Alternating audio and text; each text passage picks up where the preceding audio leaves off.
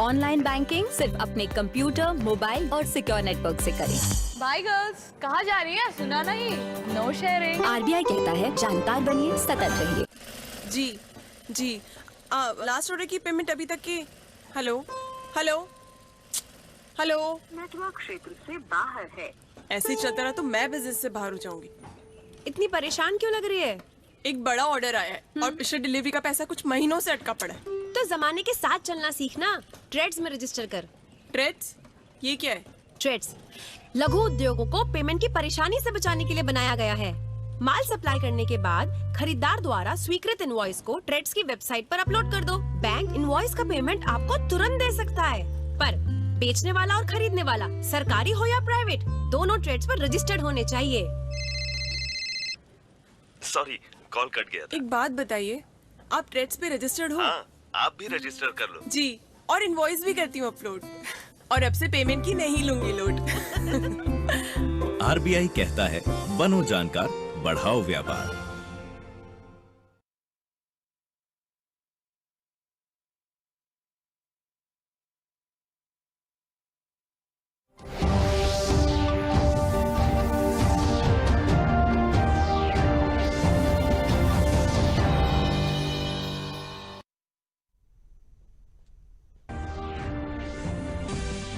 वित्त मंत्री निर्मला सीतारमण ने वीडियो कॉन्फ्रेंसिंग के जरिए जीएसटी परिषद की 40वीं बैठक को किया संबोधित। वित्त राज्य मंत्रियों ने राज्यों के राजस्व नुकसान का आकलन किया प्रस्तुत।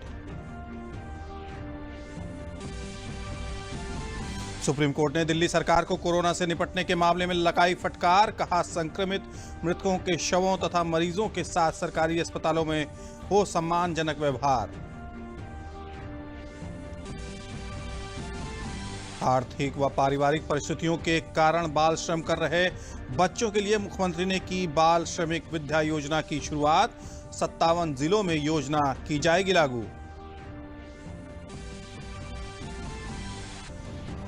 प्रदेश में 24 घंटे में मिले 536 कोरोना के संक्रमित मरीज।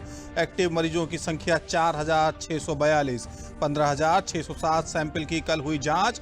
रिकवरी रेट 7% से अधिक। नमस्कार, मैं हूं हिमांशु सुनकर और अब समाचार विस्तार से। वित्त मंत्री निर्मला सीतारमण ने आज वीडियो कॉन्फ्रेंसिंग के जरिए नॉर्थ ब्लॉक में जीएसटी परिषद की 40वीं बैठक की। बैठक में राज्य के वित्त राज्य मंत्रियों द्वारा जीएसटी के क्रियान्वयन के कारण अपने अपने राज्यों में राजस्व नुकसान का आकलन प्रस्तुत किया गया। लॉकडाउन के बाद पहली बार मिल रहे जीएसटी परिषद की इस बैठक में देशव्यापी लॉकडाउन की वजह से देश में राजस्व की कमी और राज्यों के मुआवजे पर चर्चा की गई। परिषद में जीएसटी के क्रियान्वयन से राज्यों को होने वाले राजस्व नुकसान की भरपाई के लिए कोष जुटाने के तरीकों पर भी विचार किया गया। बैठक के बाद वित्त मंत्री निर्मला सीतारमण ने जीएसटी रिटर्न भरने वाले कारोबारियों को और बड़ी राहत दी और लेट फीस और ब्याज में छूट का ऐलान किया।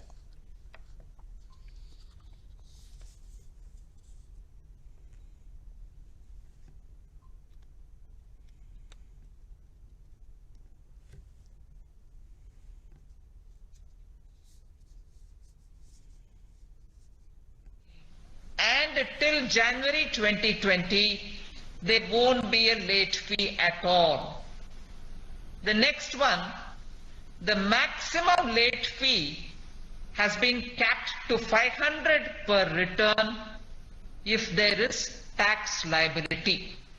This reduced rate of late fee would apply for all the GSTR 3Bs. Those GSTR 3B returns which are getting furnished between 1st July 2020 to 30th September 2020. Supreme court ने दिल्ली सरकार को कड़ी फटकार लगाई है। कोरोना संक्रमित मरीजों के मृतकों के शवों के साथ दिल्ली के सरकारी अस्पतालों में असम्मानजनक व्यवहार के लिए दिल्ली सरकार को फटकार लगाई गई। कोर्ट ने कोविड-19 मृतकों के शवों के सम्मानजनक तरीके से न रखने के मामले में दिल्ली सरकार से जवाब मांगा है। कोविड-19 मरीजों के इलाज और मृतकों के शवों को सम्मानजनक तौर पर न रखने के मामले में स्वतः संज्ञान लेते हुए सुप्रीम कोर्ट ने केंद्र, दिल्ली सरकार, महाराष्ट्र, तमिलनाडु और पश्चिम बंगाल सरकार को नोटिस जारी किया। कोर्ट अगले बुधवार को इस मामले की सुनवाई करेगा। कोर्ट ने सभी राज्यों के मुख्य सचिवों को कोविड-19 के मरीजों के इलाज और अन्य इंतजामों का जायजा लेकर रिपोर्ट दाखिल करने को कहा है। अदालत ने दिल्ली के हालात पर टिप्पणी करते हुए कहा कि गृह मंत्रालय की गाइडलाइन का पालन नहीं हो रहा। अस्पताल कोविड मृतकों को सम्मानजनक स्थिति में नहीं रख रहे हैं। कई मामलों में मृतकों के परिवार को सूचना तक नहीं दी गई और कई मामले में मृतक का ठीक तरीके से अंतिम संस्कार तक नहीं कर पाए।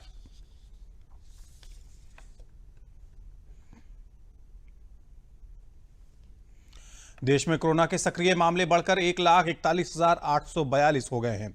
वहीं 1,47,194 लोग कोविड-19 को हराकर ठीक हो चुके हैं।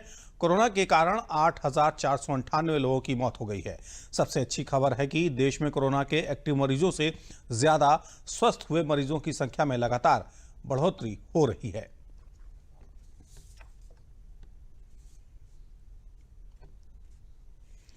आर्थिक व पारिवारिक परिस्थितियों के कारण 8 से 18 वर्ष तक के वे सभी बच्चे जो बाल श्रम करते हैं, उनके लिए प्रदेश सरकार ने बाल श्रमिक विद्या योजना की शुरुआत की है।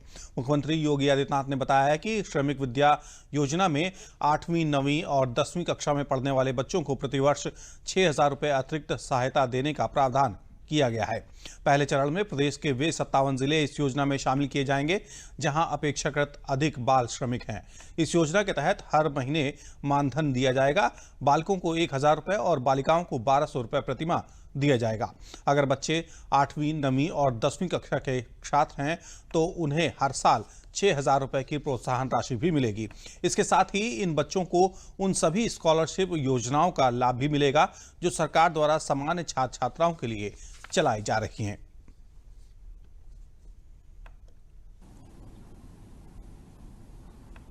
ऐसे बच्चों को जिन्हें इनके बचपन में स्कूल जाने, आगे बढ़ने और अपने भविष्य को संवारने और अपने प्रतिभा का लाभ देश और दुनिया को देने का अवसर मिलना चाहिए। जब बचपन में ही वे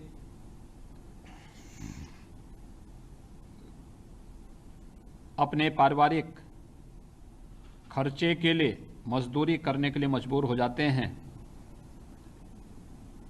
तो यह न केवल उसके शारीरिक बल्कि मानसिक विकास पर भी प्रतिकूल प्रभाव डालता ही है, बल्कि इससे समाज और राष्ट्र की भी अपूर्णीय क्षति होती है।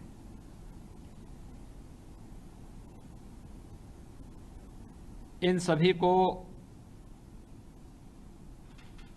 समय समय पर बाल श्रम से मुक्त करने के लिए केंद्र और प्रदेश सरकार ने अनेक अधिनियम बनाए और उन्हें हर प्रकार का प्रोटेक्शन देने का प्रयास भी किया। उत्तर प्रदेश सरकार इसी दिशा में बढ़ाए गए एक नए कदम की ओर आज आप सबके साथ है। आज एक नई योजना उत्तर प्रदेश के अंदर प्रारंभ की जा रही है। बाल श्रमिक विद्या योजना के नाम पर यह योजना प्रारंभ हो रही है। इस योजना में पहले चरण में जिन 57 जनपदों में सर्वाधिक बाल श्रम से जुड़े हुए कामकाजी बच्चे अब तक रिकॉर्ड किए गए हैं, वहां पर 2000 बच्चों का चयन करते हुए उन्हें बालकों को 1,000 रुपये प्रतिमाह, बालिकाओं को 1,200 रुपये प्रतिमाह देने की व्यवस्था के साथ ये योजना लागू की जा रही है। 8वीं, 9वीं और 10वीं क्लास में पढ़ने वाले बच्चों को प्रतिवर्ष 6,000 रुपये की अतिरिक्त सहायता देने का भी प्रावधान इस योजना में दिया गया है। यानी एक ऐसी योजना जिसमें उन परिवारों के लिए और उस बच्चे के सभी प्रकार के उन खर्चों को उठाने का दायित्व श्रम विभाग अब अपने ऊपर लेने जा रहा है और बड़ी अच्छी शुरुआत 2000 बच्चों से की जा रही है और मैं उम्मीद करता हूं कि 2000 बच्चे इस वर्ष लाभान्वित होंगे। प्रदेश में 24 घंटे के दौरान 536 नए कोरोना संक्रमित मरीज पाए गए हैं। सक्रिय मरीजों की संख्या 4642 है। वहीं जो लोग संक्रमण से स्वस्थ हो चुके हैं उनकी संख्या 7609 है। प्रदेश में संक्रमण का रिकवरी रेट 60% से अधिक है।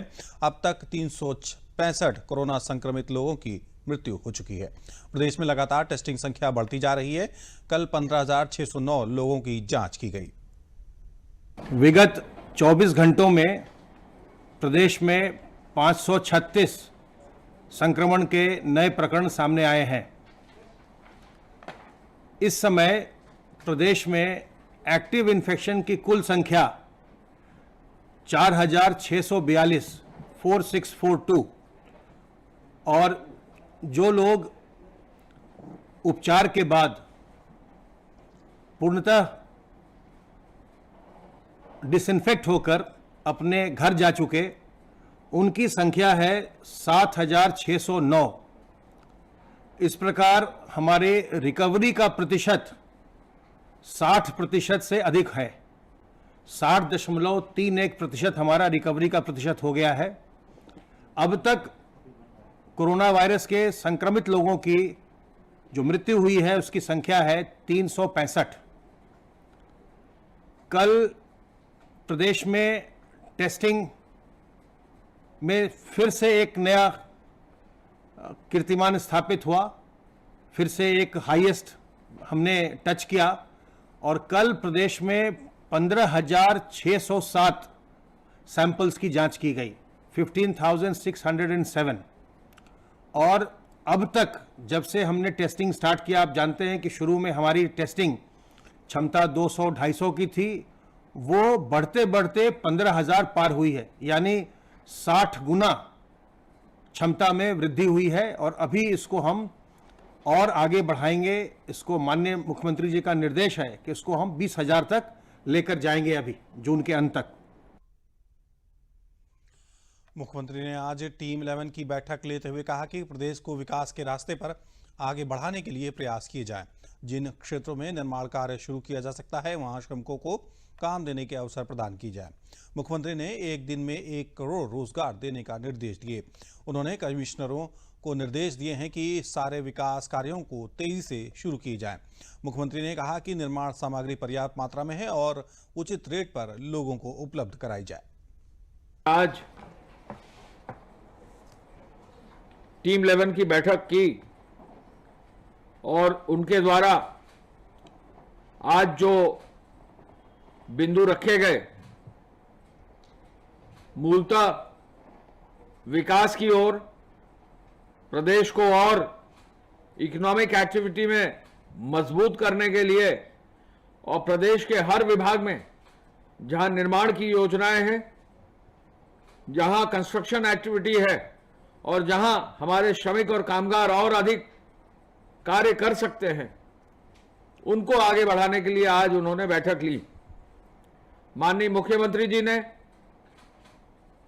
यह भी कहा कि जहां भी योजनाएं शुरू होंगी तो निश्चय ही श्रमिक और कामगारों की आवश्यकता होगी, तो ये कनेक्ट उद्योग भाग में, कंस्ट्रक्शन एक्टिविटी में, हर तरह के कार्य में इस तरह से किया जाए कि जो हमारे श्रमिक और कामगार हैं उनको रोजगार मिले।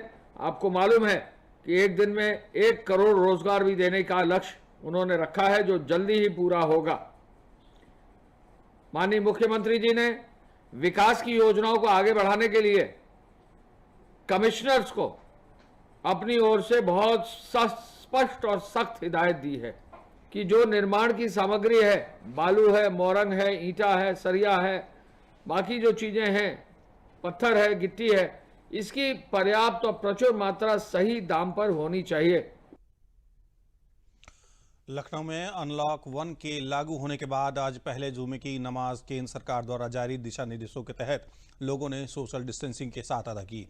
मस्जिदों में इमाम जुमा के अलावा 4 और लोगों ने नमाज पढ़ी। सरकार ने धार्मिक स्थलों पर 5 लोगों को एक साथ जाने की इजाज़त दी है। इसी के तहत कोविड बचाव निर्देशों का पूरा पालन करते हुए सभी मस्जिदों में नमाजें अदा की गईं। लखनऊ ईदगाह के इमाम मौलाना खालिद रशीद फिरंगी महली ने कहा कि नमाज के बाद देश में फैले कोरोना वायरस के खात्मे के लिए भी दुआएं की गई।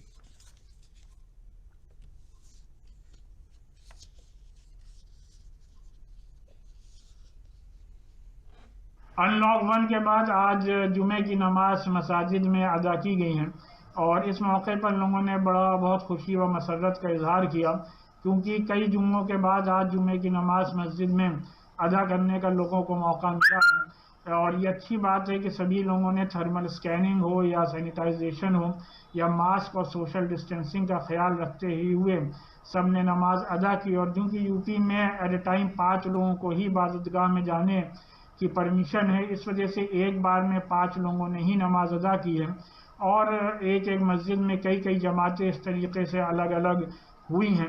और नमाज के बाद सभी ने अल्लाह से यही दुआ की है कि अल्लाह हमारे इस मुल्क से और पूरी दुनिया से कोविड-19 का खात्मा कर दे। और उम्मीद है कि इंशाअल्लाह जल्द ही जैसे ही केसेस में कमी आएगी तो जो ये 5 लोगों की लिमिट है उसमें हुकूमत की तरफ से इजाफा किया जा सकता है। पीलीभीत जिला अस्पताल का निरीक्षण करने पहुंचे चिकित्सा एवं स्वास्थ्य कल्याण राज्य मंत्री अतुल गर्ग पहुंचे। इस दौरान उन्होंने स्वास्थ्य सेवाओं का निरीक्षण के साथ जिला अस्पताल में भर्ती मरीजों से हालचाल जाना। वहीं अस्पताल के निरीक्षण के बाद मंत्री अतुल गर्ग ने बताया कि उन्होंने भर्ती मरीजों से स्वास्थ्य सेवाओं की जानकारी ली, जिससे वे संतुष्ट हैं। सरकार की मंशा के अनुरूप मरीजों का इलाज हो रहा है।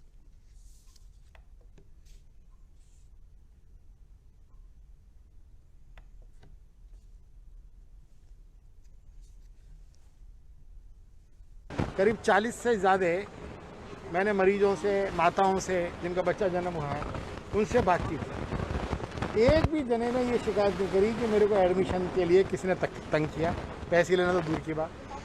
100% लोगों ने कहा कि चादरें रोज़ बदली जाती हैं। 100% लोगों ने ये कहा कि भोजन मेरे को दोनों टाइम मिलता है, सुबह दूध भी मिलता है। जो लोग उनके अटेंडेंट हैं उन्होंने कहा हमें भोजन मिलता है, किसी ने कोई शिकायत नहीं।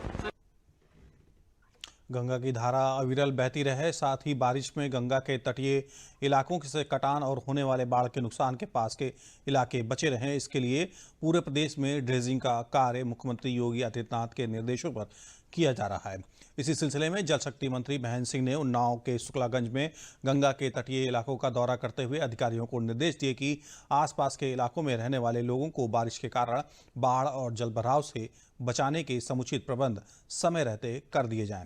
इसके साथ ही उन्होंने ये भी कहा कि ड्रेजिंग में निकलने वाली सिल्ट यानी बालू से सरकार को जो राजस्व प्राप्त होगा उससे इलाके की बेहतरी और गंगा के तटीय इलाकों को सुधारने में स्वयं आय का उत्तर प्रदेश के 11 स्थानों पर ड्रेजिंग का काम चल रहा है, जिसमें से हमारे 7 काम पूरे हो चुके हैं और बाकी 4 स्थानों पर काम चल रहा है। और उसी परिप्रेक्ष्य में यहाँ पर शुक्लागंज और हमारा उन्नाव और कानपुर के बीच में जो ड्रेजिंग अभी आप लोगों ने देखा है, जो 4.6 किलोमीटर जिसकी लंबाई है, बहुत ऐतिहासिक काम हो रहा है, जिससे हम शुक्लागंज को भी बचाएंगे, उन्नाव को भी बचाएंगे और कानपुर को भी क्षति होने से बचाएंगे। गंगा मैया की धारा वास्तविक रूप में जहाँ से बहती थी उसी दिशा में वो धारा बीच से बहे, इसके लिए ड्रेजिंग का कार्य चल रहा है। बहुत ही अच्छा काम हो रहा है और ड्रेजिंग के माध्यम से जो सिल्ट निकल रही है उससे हम लोग रेवेन्यू भी प्राप्त करेंगे, यानी ड्रेजिंग के काम में किसी प्रकार का कोई खर्चा भी नहीं आएगा और ड्रेजिंग करके हम जनता को बहुत बड़ी सहूलियत दे पाएंगे। लखनऊ में कोरोना संक्रमण से बचाव तथा यातायात व्यवस्था को सरल बनाने के लिए ठोस कदम उठाए जा रहे हैं।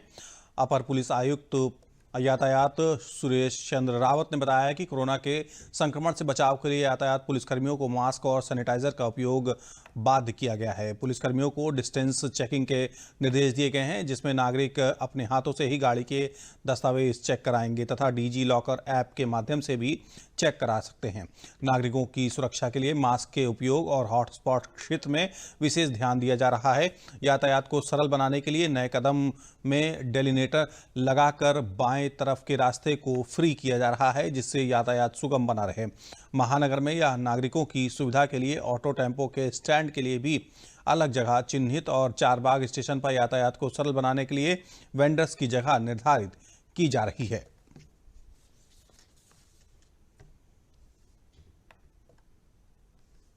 जैसे ही जानकारी हुई कोविड-19 के बारे में, वैसे ही हमने सभी अपने जवानों को अलर्ट किया और सभी को मास्क हमने पहले ही बाध्यकारी किया। सभी लोग मास्क का धारण करते हैं। सैनिटाइजर सभी को दिया और जो हमारी चेकिंग चलती थी, चेकिंग को हमने डिस्टेंस से चेकिंग प्रारंभ किया किसी का भी पेपर ले करके देखने की आवश्यकता नहीं है, वो अपने हाथ से ही दिखाएगा पेपर। और अगर मोबाइल में डिजी लॉकर में पेपर है तो हमने उनको सबको कह रखा कि दूर से ही देखें। सदर क्षेत्र में हमारी ट्रैफिक पुलिस लाइन है, लेकिन हम लोगों ने काफ़ी एहतियात बरता, इसलिए हम लोगों के यहाँ किसी भी तरह का कोई संक्रमण नहीं हुआ। और हमारे लोग 24 घंटे हमारे लोग हॉट स्पॉट एरिया में भी ड्यूटी किए हैं और लगातार सभी चौराहों पर हमारे लोग ड्यूटीरत रहे हैं। और हम लोगों ने संपूर्ण शहर को 10 जोन में बांटा है। 10 जोन के हमारे प्रभारी टीआईज हैं, उनका हमने एरिया रिवाइज किया है और सभी हमारी इन्फोर्समेंट टीमें लगी हैं। लगभग 193 इन्फोर्समेंट टीमें टोटल लगी हैं, जो कि विभिन्न चौराहों कट्स पर चालान भी कर रहे हैं और लोगों को चेतावनी भी दे रहे हैं। जौनपुर में दलितों पर हुए जुल्म के मामले में सूबे के मुख्यमंत्री योगी आदित्यनाथ द्वारा पीड़ितों को आर्थिक सहायता दिए जाने की घोषणा के बाद राज्य मंत्री गिरीश यादव और भाजपा के कई नेता और जिला प्रशासन ने गांव पहुंचकर पीड़ितों को सहायता राशि के चेक दिए।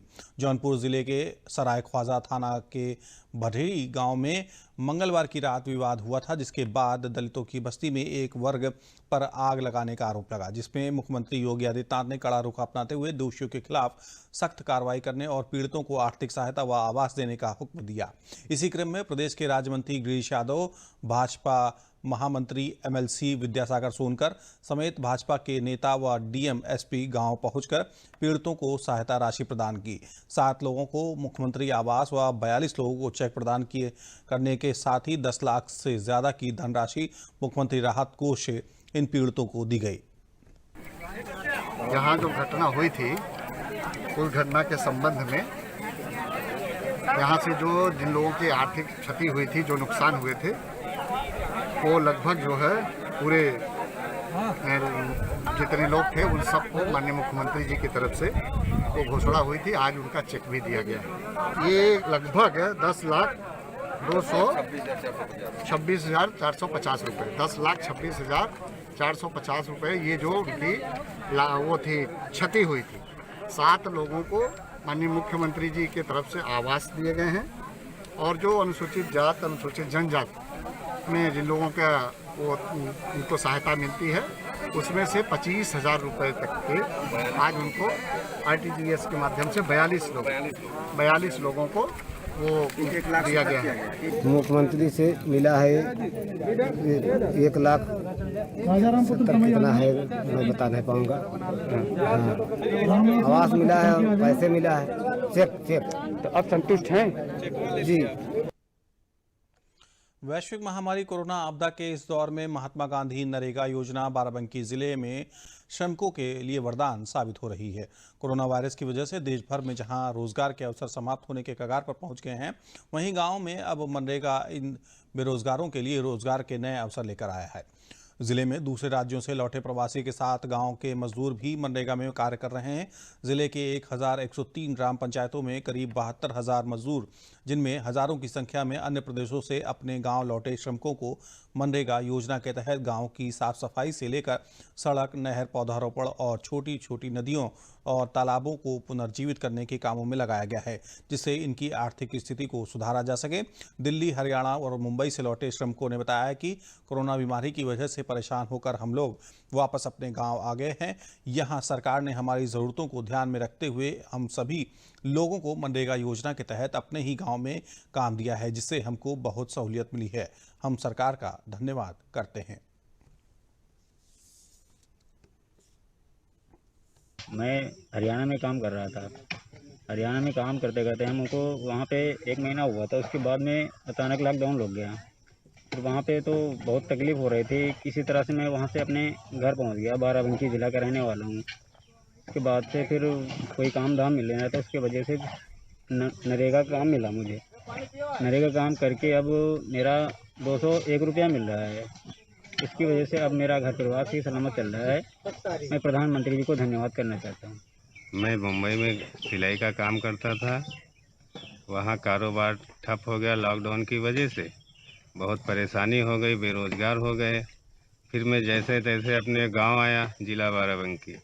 फिर यहाँ आके मनरेगा का काम चालू किया, तो यहाँ हमें 201 रुपया मिल रहा है। और मैं प्रधानमंत्री जी का धन्यवाद करता हूँ। तो मैं बाहर दिहाड़ी मजदूरी करता था। कोरोना के दरमियान जो है बाहर का काम बंद हो गया, इसलिए हम अपने घर चले आए।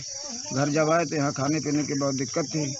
तो हमारे यहाँ प्रधानमंत्री द्वारा मनरेगा का काम चल रहा था, तो ग्राम प्रधान के यहाँ गए तो ग्राम प्रधान ने कहा कि चलिए नरेगा में काम करिए। तो उसमें हम लोग काम करके अपने जो है बीवी बच्चों का जो है जीवन यापन कर रहे हैं। 200 रुपया हमको मिलता है। इसके लिए हम अपने प्रधान को और प्रधानमंत्री को जो है लाख लाख धन्यवाद देता हूँ। शाहजहांपुर जिले में सरकार की मंशा के अनुरूप प्रवासी श्रमिकों को उनके घर के करीब ही 100% रोजगार उपलब्ध कराने के उद्देश्य से जिलाधिकारी ने एक रोजगार समिति का गठन किया है, जो प्रवासी श्रमिकों की कुशलता के आधार पर औद्योगिक इकाइयों, मनरेगा, निर्माण क्षेत्र, वृहद परियोजनाओं में काम और जरूरतमंद लोगों को स्वरोजगार के लिए वित्तीय मदद के इतर अन्य क्षेत्रों में भी रोजगार के नए नए अवसर तलाशने का काम कर रही है, ताकि अधिक से अधिक श्रमिकों को रोजगार मिल सके। प्रशासन की पहल से काम कर रहे श्रमिक खुश हैं और इस मौके पर सरकार द्वारा तमाम क्षेत्रों में काम मिलने से सरकार की तारीफ कर रहे हैं। जिलाधिकारी इंद्र विक्रम सिंह ने बताया कि जनपद में ये समिति लगातार रोजगार के लेकर नए नए क्षेत्रों में नए नए अवसर तलाशने के काम भी कर रही है, ताकि प्रवासी श्रमिकों को कुशलता के आधार पर घर के पास ही रोजगार मिल सके।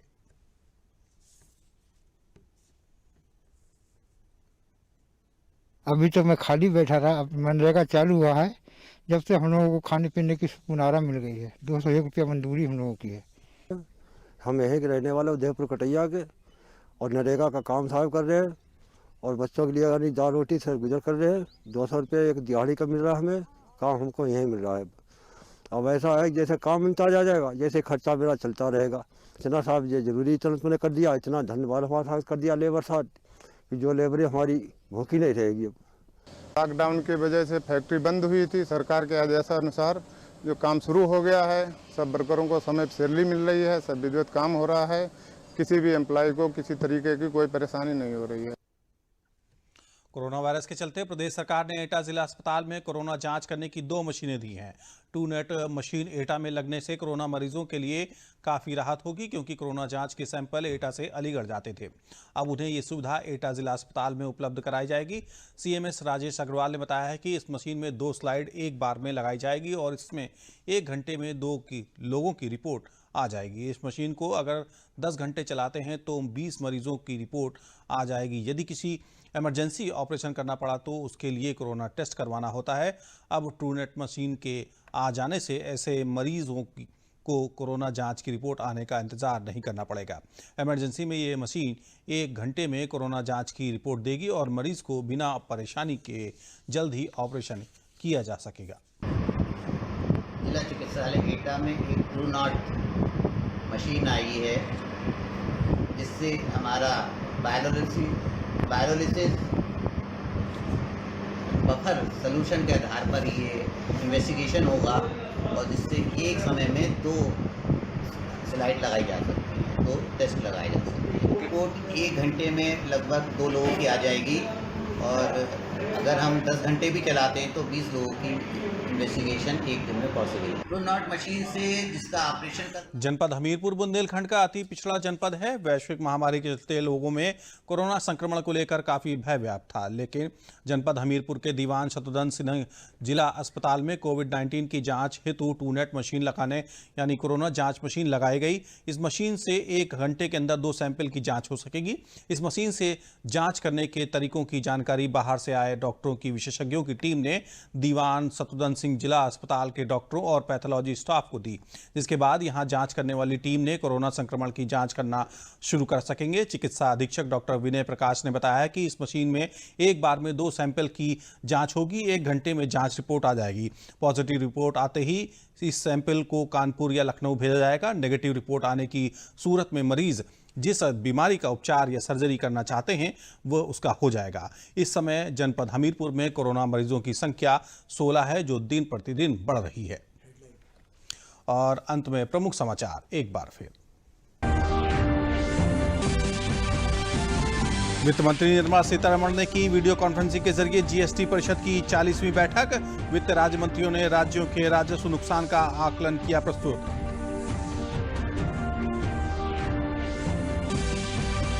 सुप्रीम कोर्ट ने दिल्ली सरकार को कोरोना से निपटने के मामले में लगाई फटकार। कहा, संक्रमित मृतकों के शवों तथा मरीजों के साथ सरकारी अस्पतालों में हो सम्मानजनक व्यवहार।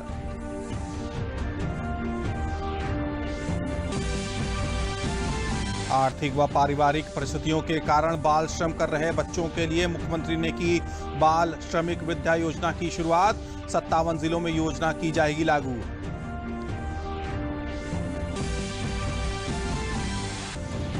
प्रदेश में 24 घंटे में मिले 536 कोरोना के संक्रमित मरीज। एक्टिव मरीजों की संख्या 4,642। 15,607 सैंपल की कल हुई जांच। रिकवरी रेट 60% से अधिक। इसी के साथ समाचार समाप्त हुए। नमस्कार।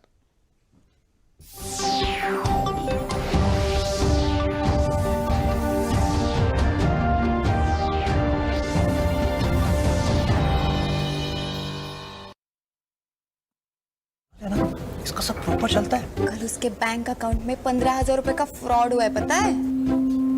इसको तो कोई टेंशन ही नहीं होती है। देखना। टेंशन क्यों? मेरी कोई गलती नहीं थी। फिर भी फ्रॉड होने पर मैंने तुरंत बैंक को इन्फॉर्म कर दिया। आरबीआई कहता है, अगर आपके अकाउंट से किसी ने धोखे से पैसे निकाले हैं तो बैंक को जल्द से जल्द इन्फॉर्म कीजिए। 3 दिन के अंदर इन्फॉर्म किया